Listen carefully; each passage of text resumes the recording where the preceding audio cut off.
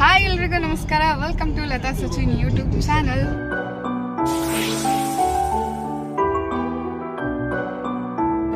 ನಾವಿವತ್ತು ಚಾವ ಮೂವಿ ನೋಡಕ್ ಹೋಗ್ತಾ ಇದ್ದೀವಿ. ಯಾರ್ಯಾರಿದ್ದಾರೆ ನೋಡ್ಬೋದು. ಚಿನಿ ನಮಸ್ಕಾರ ಸರ್. ಕರಿಯಣ್ಣ ನಮಸ್ಕಾರ. ವಿಜ್ಞಾನ್ ಚಿನ್ನಣ್ಣ. ಮೂವಿ ಎಲ್ಲ ನೋಡಿದ್ಮೇಲೆ ಹೇಗನ್ಸ್ತು ಅಂತ ಹೇಳ್ಬಿಟ್ಟು ರಿವ್ಯೂ ಮಾಡ್ತೀವಿ. ಅದನ್ನ ಮರಾಠಿ ಮೂವಿಲಿ ಆ್ಯಕ್ಚುಲ್ ಆಗಿ ರಿಯಲ್ ಮೂವಿನ ಶೂಟ್ ಮಾಡಿರೋದು, ಬಟ್ ಅದನ್ನ ಹಿಂದಿಗೆ ಡಬ್ಬಿಂಗ್ ಮಾಡಿದ್ದಾರೆ. ಸೊ ಅದನ್ನೇ ನೋಡೋಣ ಅಂತೇಳಿ ಹೋಗ್ತಾ ಇದ್ದೀವಿ. ನಮಗೆ ಹತ್ರ ಆಗೋದು ಸರ್ಜಾಪುರ, ಸೊ ಹಂಗಾಗಿ ಅಲ್ಲೇ ಹೋಗ್ತಾ ಇದ್ದೀವಿ. ಆಲ್ರೆಡಿ ಟೈಮ್ ಆಗಿದೆ. ಹೋಗ್ಬಿಟ್ಟು ನೋಡ್ಬಿಟ್ಟು ಮೂವಿ ಹೇಗಿದೆ ಅಂತೇಳಿ ರಿವ್ಯೂ ಕೊಡ್ತೀನಿ. ನೀವು ಯಾರಾದರೂ ನೋಡೋರಿದ್ರೆ ಖಂಡಿತ ಹೋಗಿ ನೋಡಿ. ಮೂವಿ ಆಲ್ರೆಡಿ ಸ್ಟಾರ್ಟ್ ಆಗಿದೆ. ಜನನೇ ಇಲ್ಲ, ಬಾಲ್ಕನಿ ಇಲ್ಲ, 4 ಜನ ಬಿಟ್ರೆ ಜನನೇ ಇಲ್ಲ.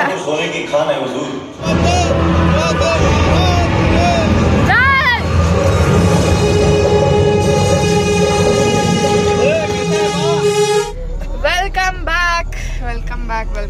3 ಗಂಟೆ ಮೂವಿ ಮುಗಿದ್ಮೇಲೆ ವಿಡಿಯೋನ ರಿವ್ಯೂ ಹೇಗಿದೆ ಅಂತ ಹೇಳ್ಬಿಟ್ಟು ಈ ವಿಡಿಯೋನ ಸ್ಟಾರ್ಟ್ ಮಾಡಿದ್ದೀನಿ. ನಿಜವಾಗ್ಲೂ ಕಣ್ಣಲ್ಲಿ ನೀರೇನೆ ಬಂದ್ಬಿಡ್ತು. 3 ಗಂಟೆ. ಯಾರೆಲ್ಲ ಹಿಂದೂಗಳಿದ್ದೀರಾ ಅವರಂತೂ ಮಸ್ಟ್ ನೋಡಲೇಬೇಕು ಅಂತ ಈ ಮೂವಿನ. ಅಷ್ಟು ಚೆನ್ನಾಗಿದೆ. ಲಾಸ್ಟಿಗಂತೂ ಅಳೋದು ನಿಜ, ಖಂಡಿತವಾಗ್ಲೂ ಅರ್ಥ ಹೇಳ್ತೀರಾ, ಅಷ್ಟು ಎಮೋಷ್ನಲ್ ಆಗಿದೆ. ಯಾರೆಲ್ಲ ಹಿಂದೂಗಳಿದ್ದೀರಾ ಅವರಿಗಂತೂ ಹಾರ್ಟ್ ಟಚಿಂಗ್ ಮೂವಿ ಅಂತಲೇ. ಈ ಮೂವಿ ಚಾವ ಮೂವಿ ಬಂದ್ಬಿಟ್ಟು ಮೇಯ್ನ್ಲಿ ಆಗಿ ಶಿವಾಜಿ ಅವ್ರ ಮಗಂದು, ಸಾಂಬಾಜಿ ಅವ್ರದ್ದು ಫುಲ್ ಮೂವಿ ಅವ್ರದ್ದೇನೆ ಇರುತ್ತೆ. ಇದರಲ್ಲಿ ಹೀರೋಯಿನ್ ಆಗಿ ರಶ್ಮಿಕಾ ಮಂದಣ್ಣ ಅವರು ಆ್ಯಕ್ಟ್ ಮಾಡಿದ್ದಾರೆ. ಫುಲ್ ಮೂವಿಲಿ ನಿಮಗೆ ಸಾಂಬಾಜಿ ಅವ್ರದ್ದೇನೆ ಬರುತ್ತೆ. ಮೊಘಲ್ಸು ಯಾವ ರೀತಿ ಅವರನ್ನು ಅಟ್ಯಾಕ್ ಮಾಡಿಬಿಟ್ಟು ಅವರನ್ನು ಯಾವ ರೀತಿ ವಶಪಡಿಸ್ಕೊಂಡು ಅವರನ್ನು ಯಾವ ರೀತಿ ಚಿತ್ರ ಹಿಂಸೆ ಕೊಡ್ತಾರೆ ಅಂತ ಹೇಳ್ಬಿಟ್ಟು ಮೇಯ್ನ್ ಸ್ಟೋರಿ. ಆ ಎಂಡಿಂಗಲ್ಲಿ ಒಂದು ಡೈಲಾಗ್ ಹೊಡಿತಾರೆ ಮೊಘಲ್ಸು, ನೀನು ಮುಸ್ಲಿಮ್ಸಿಗೆ ಕನ್ವರ್ಟ್ ಆಗು, ನೀನನ್ನು ಬಿಟ್ಬಿಡ್ತೀವಿ ಅಂತ ಹೇಳ್ಬಿಟ್ಟು. ಆದರೆ ನೀನೇ ಕನ್ವರ್ಟ್ ಆಗು, ನಾನು ಆಗಲ್ಲ ಅಂತ ಹೇಳ್ತಾನೆ. ಅದೊಂಥರ ಫುಲ್ ಎಮೋಷ್ನಲ್ ಆಗಿ ಎಂಥವ್ರಿಗೂ ಕಣ್ಣೀರು ಬರುತ್ತೆ, ಅಷ್ಟು ಎಮೋಷ್ನಲ್ ಆಗಿದೆ ಅಂತ ಹೇಳ್ಬೋದು ಈ ಮೂವಿ. ಚಿನ್ನಿ ಏನಾದರೂ ಹೇಳು ನೀನು. ನಿಮ್ಮ ಹತ್ರದಲ್ಲಿ ಎಲ್ಲಿ ಪಿಕ್ಚರ್ ಥಿಯೇಟರ್ ಆಯ್ತು ಅಲ್ಲಿ ಹೋಗಿ ಚಾವ ಪಿಕ್ಚರ್ ನೋಡಿ. ಚೆನ್ನಾಗಿದೆ ಅಲ್ಲ? ಸೂಪರ್. ಹೇಗಿತ್ತು ಅಣ್ಣ ಮೂವಿ? ಸೂಪರ್. ವಿಜ್ಞಾನ ಹೇಗಿತ್ತು? ಸೂಪರ್. ಚಿನ್ನಣ್ಣ ಹೆಂಗಿತ್ತು? ಇದರ ಪಿಕ್ಚರ್ ನೋಡ್ರಿ. ಯಾರೆಲ್ಲ ಚಾವ ಮೂವಿ ನೋಡ್ಬೇಕಂತ ಇದ್ದೀರಾ ಖಂಡಿತವಾಗ್ಲಿಯೂ 100% ಹೋಗಿ ನೋಡಿ. ತುಂಬಾ ಚೆನ್ನಾಗಿದೆ. ನಿಮ್ಗಂತೂ ಯಾವುದೇ ಬೇಜಾರಾಗೋದಿಲ್ಲ. ಮೂವಿ ಎದ್ದು ಬರಬೇಕು ಅರ್ಧದಲ್ಲಿ ಅಂತ ಅನ್ಸೋದೇ ಇಲ್ಲ, ಅಷ್ಟು ಚೆನ್ನಾಗಿದೆ. ಯಾರೆಲ್ಲ ಹಿಂದೂಗಳಿದ್ದೀರಾ ಅವ್ರಿಗಂತೂ ಹಾರ್ಟ್ ಟಚಿಂಗ್ ಮೂವಿ ಅಂತಲೇ ಹೇಳ್ಬೋದು. ಹೋಗಿ ನೋಡಿ. ನೆಕ್ಸ್ಟು ಶಿವರಾತ್ರಿ ಇದೆ, ನಾಳೆ ಶಿವರಾತ್ರಿ ಇದೆ. ಸೊ ಅವಾಗ ವಿಡಿಯೋನ ಕಂಟಿನ್ಯೂ ಮಾಡ್ತೀನಿ. ಅಲ್ಲಿವರೆಗೂ ಎಲ್ರಿಗೂ ನಮಸ್ಕಾರ, ವೆಲ್ಕಮ್ ಬ್ಯಾಕ್. ನಾನು ನಿನ್ನೆ ಕೆಲವೊಂದು ಕ್ಲಿಪ್ಪಿಂಗ್ಸ್ಗಳನ್ನು ಶೇರ್ ಮಾಡಿದ್ದೀನಿ ಚಾವ ಮೂವಿ ರಿವ್ಯೂನ. ಹಾಗೆಯೇ ಇವತ್ತು ಶಿವರಾತ್ರಿ, ಇವತ್ತು ಕೂಡ ವಿಡಿಯೋನ ಸ್ಟಾರ್ಟ್ ಮಾಡಿದ್ದೀನಿ. ನಿಮ್ಮ ಜೊತೆ ನಮ್ಮ ಮನೆಯಲ್ಲಿ ಯಾವ ರೀತಿ ಶಿವರಾತ್ರಿಯನ್ನು ಆಚರಿಸ್ತೀವಿ ಅಂತ ಹೇಳ್ಬಿಟ್ಟು ಶೇರ್ ಮಾಡ್ತೀನಿ. ಹಾಗೆ ಕಂಟಿನ್ಯೂ ಆಗಿ ನೋಡ್ಕೊಳ್ತಾ ಹೋಗೋಣ. ಹಾಗೇನೆ ಈ ಶಿವರಾತ್ರಿಯನ್ನ ಯಾಕೆ ಇವತ್ತೇ ನಾವು ಮಾಡ್ತೀವಿ ಅಂತ ಹೇಳ್ಬಿಟ್ಟು ಕೆಲವೊಂದು ನನಗೆ ಏನ್ ಇನ್ಫಾರ್ಮೇಶನ್ ಗೊತ್ತು ಅದನ್ನ ನಿಮ್ಮ ಹತ್ರ ತಿಳಿಸ್ತಾ ಹೋಗ್ತೀನಿ. ಸಾಕಷ್ಟು ಜನ ಹೇಳ್ತಾರೆ ಇವತ್ತು ಶಿವ ಪಾರ್ವತಿ ಮದ್ವೆ ಆಗಿದ್ದ ದಿನ ಅಂತಾನು ಕೂಡ ಹೇಳ್ತಾರೆ. ಹಾಗೇನೆ ಸಾಕಷ್ಟು ಜನ ವಿಷವನ್ನ ಕುಡಿದಾಗ ಶಿವ ಇವತ್ತು ಪಾರ್ವತಿ ಕುತ್ತಿಗೆಗೆ ಅವನ್ನ ಕಟ್ಟಿ ಆ ವಿಷವನ್ನ ಗಂಟ್ಲಲ್ಲೇ ಇರೋ ತರ ಅಲ್ಲಿಗೆ ಕಟ್ತಾರೆ. ಅವನ್ನ ಆ ದಿನ ಅಂತಾನೂ ಕೂಡ ಕರೀತಾರೆ. ಹಾಗೇನೆ ಸತಿ ತೀರು ಹೋದಂತ ದಿನ ನೀವು ನೋಡ್ಬೋದು. ಸತಿ ಅಂತ ಒಂದು ಸೀರಿಯಲ್ ಬರ್ತಾ ಇತ್ತು ಸುವರ್ಣದಲ್ಲಿ. ಆ ಸೀರಿಯಲ್ ಅಲ್ಲಿ ಡೀಟೇಲ್ ಆಗಿ ಅದ್ರ ಬಗ್ಗೆ ತೋರಿಸಿದ್ದಾರೆ.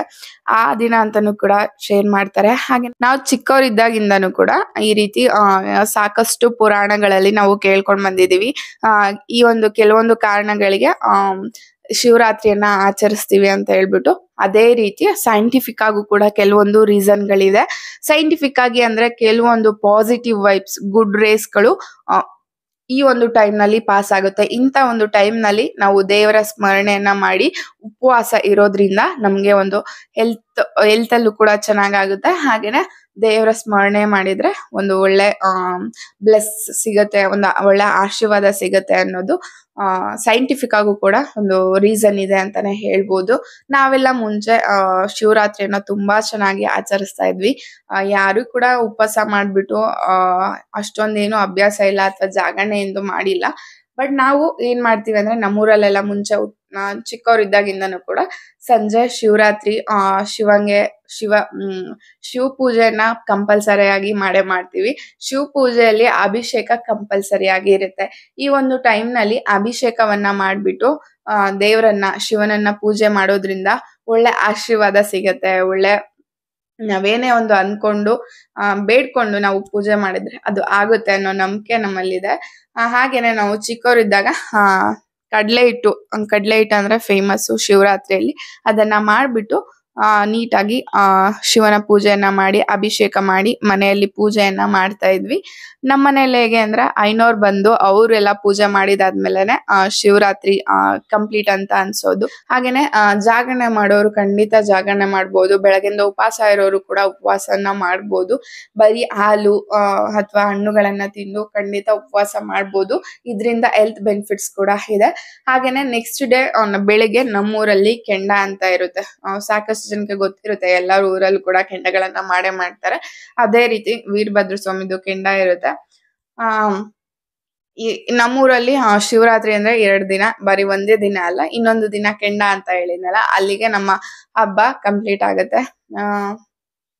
ತುಂಬಾ ಚೆನ್ನಾಗಿರುತ್ತೆ ಊರಲ್ಲಿ ಎಲ್ಲ. ತುಂಬಾ ಚೆನ್ನಾಗಿ ಒಂದು ಹಬ್ಬದ ವಾತಾವರಣ ಖಂಡಿತ ತುಂಬಿರುತ್ತೆ ಹಳ್ಳಿಗಳಲ್ಲಿ.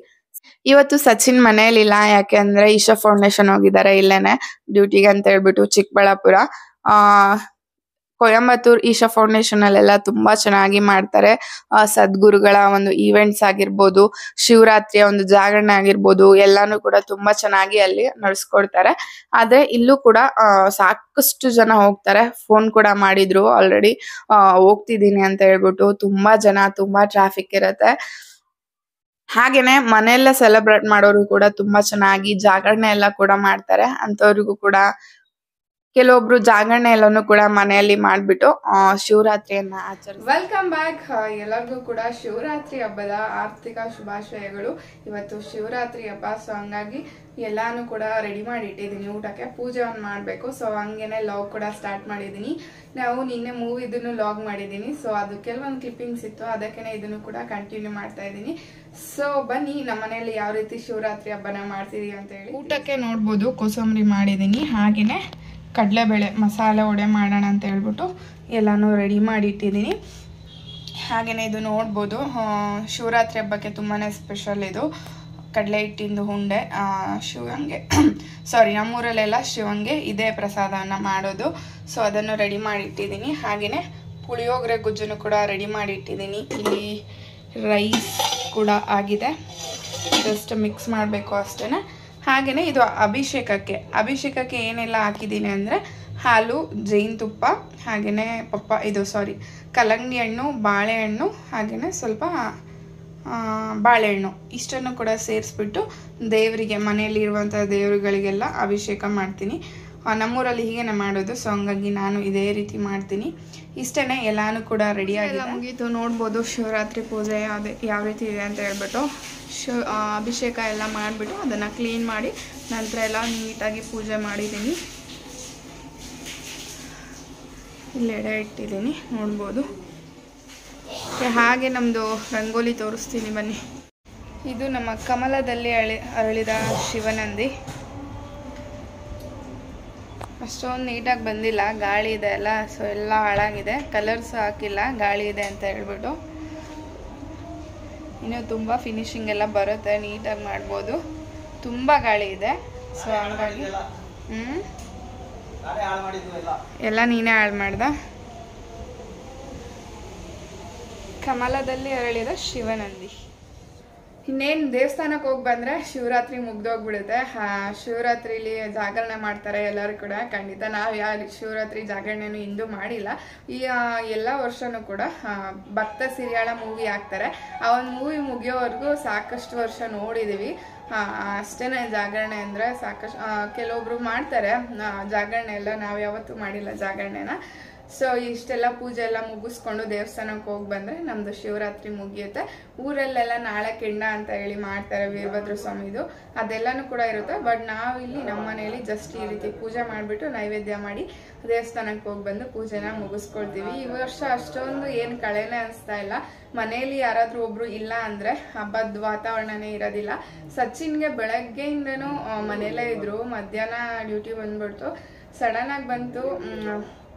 ಬಟ್ ಏನು ಮಾಡೋಕ್ಕಾಗಲ್ಲ, ವರ್ಕ್ ಈಸ್ ವರ್ಷಿಪ್ ಅಲ್ವಾ. ಸೊ ಹಂಗಾಗಿ ಹೋದ್ರು. ಅವರು ಈಶಾ ಫೌಂಡೇಶನ್ಗೆ ಹೋಗಿದ್ದಾರೆ. ಬೆಳಗ್ಗೆ ಬರ್ತಾರೆ, ಬಟ್ ಆದರೂ ಕೂಡ ಆ ಬೇಜಾರು ಇದ್ದೇ ಇರುತ್ತೆ. ಮನೇಲಿ ಯಾರೊಬ್ಬರು ಇಲ್ಲ ಅಂದರೂ ಕೂಡ ಅಷ್ಟೊಂದು ಮನೆ ಕಳೆನೇ ಇರೋದಿಲ್ಲ. ಸೊ ತುಂಬ ಮಿಸ್ ಮಾಡ್ಕೊಳ್ತಾ ಇದ್ದೀವಿ. ಅವರು ಅದನ್ನೇ ಹೇಳ್ತಾ ಇದ್ರು, ಬೆಳಗ್ಗೆ ಬರ್ತೀನಿ ಇನ್ನೇನು ತಗೋ, ಮತ್ತೆ ಬೆಳಗ್ಗೆ ಎಲ್ಲ ಮಾಡಿದ್ರಾಯ್ತು ಅಂತ ಹೇಳ್ಬಿಟ್ಟು. ಬಟ್ ಇವಾಗ ಮಿಸ್ ಮಾಡ್ಕೊಳ್ತಾ ಇದ್ದೀನಿ. ಎಲ್ಲನೂ ಕೂಡ ಮಿಕ್ಸ್ ಇದ್ದೀನಿ. ಬೆಳಗ್ಗೆ ಫ್ರೆಶ್ಟಾಗಿ ಎಲ್ಲನೂ ಮಾಡಿಕೊಡೋಣ ಅಂತ ಹೇಳ್ಬಿಟ್ಟು, ಅವ್ರು ಇರ್ತಾರೆ ಅಂತಲೇ ವೆರೈಟಿ ತಿಂಡಿ ಮಾಡೋಣ ಅಂತ ಹೇಳ್ಬಿಟ್ಟು ಎಲ್ಲನೂ ಕೂಡ ರೆಡಿ ಮಾಡಿದ್ದೆ. ಬಟ್ ಅವ್ರು ಇರೋದಿಲ್ಲ. ಅವ್ರಿಗೆ ಕಡಲೆ ಹಿಟ್ಟು ಅಂದರೆ ತುಂಬಾ ಇಷ್ಟ. ಬೆಳಗ್ಗೆ ಫ್ರೆಶ್ಶಾಗಿ ಮಾಡೋಣ ಅಂತ ಹೇಳ್ಬಿಟ್ಟು ಹಿಟ್ಟನ್ನು ಹಾಗೇ ನಾವು ಯಾವ ರೀತಿ ಕಡಲೆ ಹಿಟ್ಟು ಮಾಡ್ತೀವಿ ಅಂದರೆ ಜಸ್ಟ್ ಕಡಲೆ ಮತ್ತು ಬೆಲ್ಲ, ಸ್ವಲ್ಪ ಏಲಕ್ಕಿ ಹಾಕಿ ಮಿಕ್ಸಿ ಮಾಡಿಟ್ಟಿರ್ತೀವಿ. ಆ ಪೌಡರ್ನ ಯಾವಾಗ ಬೇಕಾದರೂ ಯೂಸ್ ಮಾಡ್ಕೊಳ್ಬೋದು. ಸೊ ಹಂಗಾಗಿ ಅದನ್ನು ಎತ್ತಿಟ್ಟಿದ್ದೀನಿ. ಬೆಳಗ್ಗೆ ಫ್ರೆಶ್ಶಾಗಿ ಮಾಡಿಕೊಡೋಣ ಅಂತ ಹೇಳ್ಬಿಟ್ಟು ಅದಕ್ಕೆ ಸ್ವಲ್ಪ ಕಾಯಿ ಹಾಕಿ ಮಿಕ್ಸ್ ಮಾಡ್ಕೊಂಡು ಉಂಡೆ ಕಟ್ಕೊಂಡ್ರೆ ಕಡಲೆ ಹಿಟ್ಟು ಉಂಡೆ ರೆಡಿ ಆಗುತ್ತೆ. ಸೊ ದೇವಸ್ಥಾನಕ್ಕೆ ಹೊರಡ್ಬೇಕು ಇವಾಗ. ಅಲ್ಲೇ ಟೈಮ್ ಆಗಿದೆ, ತುಂಬ ಬೇಗನೆ ಮಾಡಿದ್ದೀನಿ. 7:45 ಆಗಿದೆ. ಆಲ್ಮೋಸ್ಟ್ ಎಲ್ಲನೂ ಮುಗ್ದಿದೆ. ಬಂದು ಒಡೆ ತಟ್ಕೊಂಡ್ರೆ ಕಂಪ್ಲೀಟಾಗಿ ಅಡುಗೆನೂ ಕೂಡ ರೆಡಿ ಆಗುತ್ತೆ. ಅದು ಮುಂಚೆನೇ ರುಬ್ಬಿಟ್ರೆ ನೀರಾಗ್ಬಿಡುತ್ತೆ. ಸೊ ಹಂಗಾಗಿ ನಾನು ರುಬ್ಬಿಲ್ಲ, ಹಾಗೆಯೇ ಎಲ್ಲನೂ ಕೂಡ ರೆಡಿ ಮಾಡಿ ಇಟ್ಟಿದ್ದೀನಿ. ನಿಮಗೂ ಕೂಡ ರೆಸಿಪಿ ಶೇರ್ ಮಾಡ್ತೀನಿ ಯಾವ ರೀತಿ ಅಂತ ಹೇಳ್ಬಿಟ್ಟು. ಬನ್ನಿ ದೇವಸ್ಥಾನಕ್ಕೆ ಹೋಗ್ಬೇಡ. ಉಪ್ಪಿಟ್ಟು ಪುಳಿಯೋಗರೆ ಹೌದೌದು.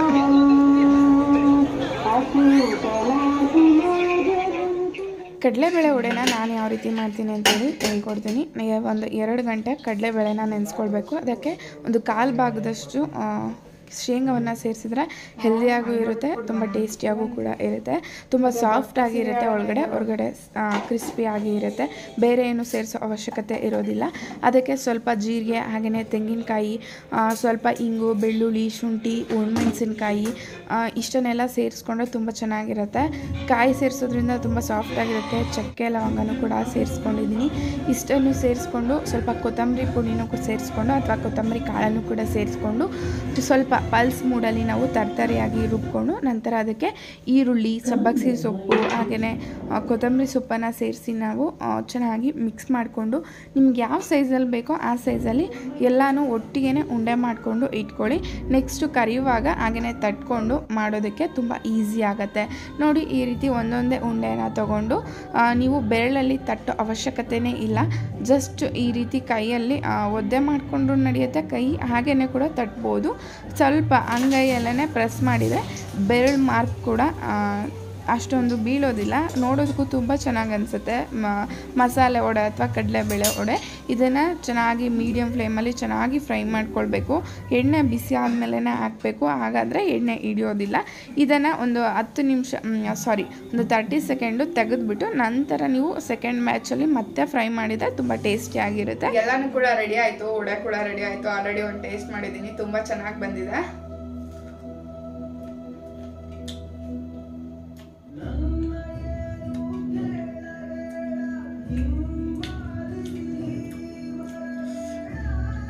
ಎಲ್ಲನೂ ಕೂಡ ಅಷ್ಟೇ ತುಂಬಾ ಟೇಸ್ಟಿ ಆಗಿದೆ. ವಡೆನೂ ಅಷ್ಟೇ. ಯಾರೆಲ್ಲ ಟ್ರೈ ಮಾಡಿಲ್ಲ ಒಮ್ಮೆ ಟ್ರೈ ಮಾಡಿ ನೆಕ್ಸ್ಟ್ ಟೈಮು, ತುಂಬ ಚೆನ್ನಾಗಾಗುತ್ತೆ. ಸಂಜೆ ಟೈಮು ಸ್ನ್ಯಾಕ್ಸ್ ಏನಾದರೂ ತಿನ್ಬೇಕನ್ಸಿದ್ರೆ ಕೂಡ ಮಾಡ್ಕೊಳ್ಬೋದು. ಅವಾಗವಾಗ ಈ ರೀತಿ ತುಂಬ ರೇರಾಗಿ ಒಂದ್ಸಲಿ ಮಾಡ್ಕೊಂಡು ತಿನ್ನೋದ್ರಿಂದ ಆರೋಗ್ಯಕ್ಕೆ ಏನೂ ತೊಂದರೆ ಆಗಲ್ಲ. ಸೊ ಮನೆಯಲ್ಲ ಮಾಡಿದಲ್ವ, ತುಂಬ ಹೆಲ್ದಿಯಾಗಿರುತ್ತೆ. ಆದಷ್ಟು ಏನೇ ತಿನ್ಬೇಕನ್ಸಿದ್ರು ಕೂಡ ಮನೆಯಲ್ಲ ಮಾಡ್ಕೊಳ್ತೀನಿ. ಹಾಗೆ ನಿಮ್ಮ ಮನೇಲಿ ಏನೆಲ್ಲ ಸ್ಪೆಷಲ್ ಮಾಡಿದ್ರಿ ಅಂತ ಹೇಳಿ ಕಮೆಂಟ್ ಸೆಕ್ಷನಲ್ಲಿ ತಿಳಿಸಿ. ಶಿವರಾತ್ರಿ ಹಬ್ಬಕ್ಕೆ ಅಂತ ಹೇಳ್ಬಿಟ್ಟು ನಂದೇನಿಲ್ಲ, ಆವಾಗಲೇ ತೋರಿಸಿದ್ನಲ್ಲ ಅದೇನೇ ವೆರೈಟೀಸು. ಇವಾಗ ಊಟ ಮಾಡಬೇಕು ಅಷ್ಟೇ. ತುಂಬಾ ರಶ್ ಇತ್ತು ದೇವಸ್ಥಾನದಲ್ಲಿ, ದರ್ಶನ ಕೂಡ ಅಷ್ಟೇ ತುಂಬ ಲೇಟ್ ಆಗಾಯಿತು. ಸೊ ಅದಕ್ಕೆ ಇವಾಗ ಬಂದುಬಿಟ್ಟು ಕ್ವಿಕ್ಕಾಗಿ ವಡೆ ಮಾಡಿಕೊಂಡು ಊಟ ಮಾಡಬೇಕಷ್ಟೇ. ಓಕೆ, ಈ ವಿಡಿಯೋನ ನಾನು ಇಲ್ಲೇ ಎಂಡ್ ಮಾಡ್ತೀನಿ. ಎಲ್ಲರಿಗೂ ಕೂಡ ಮತ್ತೊಮ್ಮೆ ಶಿವರಾತ್ರಿ ಹಬ್ಬದ ಶುಭಾಶಯಗಳು. ಹಾಗೇನೆ ನೀವೆಲ್ಲ ಯಾವ ರೀತಿ ಹಬ್ಬ ಮಾಡಿದ್ರಿ ಅಂತ ಹೇಳ್ಬಿಟ್ಟು ತಪ್ಪದೆ ಕಮೆಂಟ್ ಸೆಕ್ಷನ್ ಅಲ್ಲಿ ತಿಳಿಸಿ. ನೆಕ್ಸ್ಟ್ ವಿಡಿಯೋದಲ್ಲಿ ಸಿಗ್ತೀನಿ. ಅದೇ ಒಂದು